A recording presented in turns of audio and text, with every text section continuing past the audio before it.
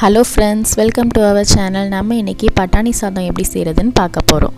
இப்போ ஒரு மிக்ஸி ஜாரில் கல்பாசி ஒரு சின்ன பீஸ், பிரியாணி இலை 1, ஜாதிபத்திரி ஒரு பீஸ், ஸ்டார் அனாசி 1, பட்டை 2 பீஸ், ஏலக்காய் 4, லவங்கம் 6, சோம்பு 2 டீஸ்பூன், முந்திரி 5லிருந்து 7 இதெல்லாம் சேர்த்து கொரப்பாக அரைச்சி எடுத்துக்கோங்க.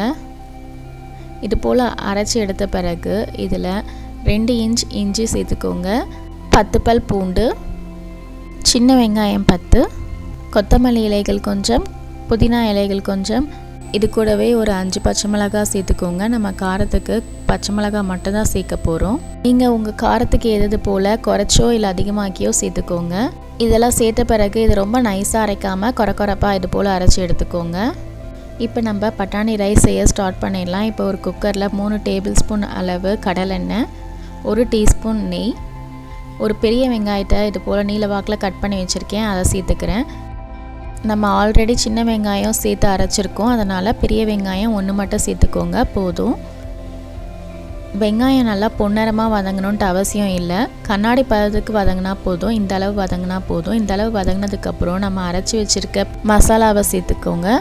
இது சேர்த்த பிறகு இதை நல்லா வதக்கிக்கோங்க. இஞ்சி பூண்டோட பச்சை வாசனைலாம் போகிற அளவு வதக்கிக்கோங்க. இஞ்சி பூண்டோட பச்சை வாசனைலாம் போயிடுச்சு. இப்போ இதில் ஒரு தக்காளியை நீல வாக்கில் கட் பண்ணி வச்சுருக்கேன், அதை சேர்த்துக்கிறேன். ஒரு சின்ன சைஸ் தக்காளி தான் நான் சேர்த்துருக்கேன்.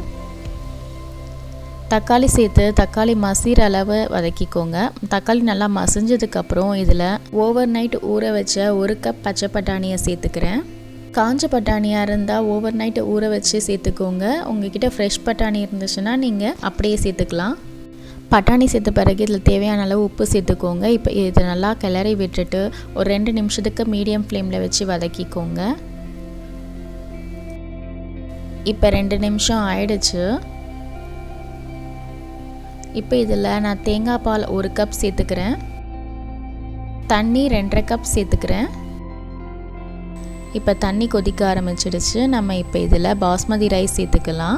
நான் 2 கப் பாஸ்மதி அரிசியை 1/2 hour ஊற வச்சு தண்ணி வடித்து எடுத்து வச்சுருக்கேன். இப்போ அதை நான் சேர்த்துக்கிறேன். அரிசி சேர்த்த பிறகு இதை நல்லா மிக்ஸ் பண்ணி விட்டுட்டு குக்கர் மூடி போட்டு க்ளோஸ் பண்ணி வச்சு மீடியம் ஃப்ளேமில் 2 விசில் விட்டு எடுத்துக்கோங்க. இப்போ 2 விசில் வந்துடுச்சு. நம்ம இப்போ இதை ஓப்பன் பண்ணி பார்க்கலாம்.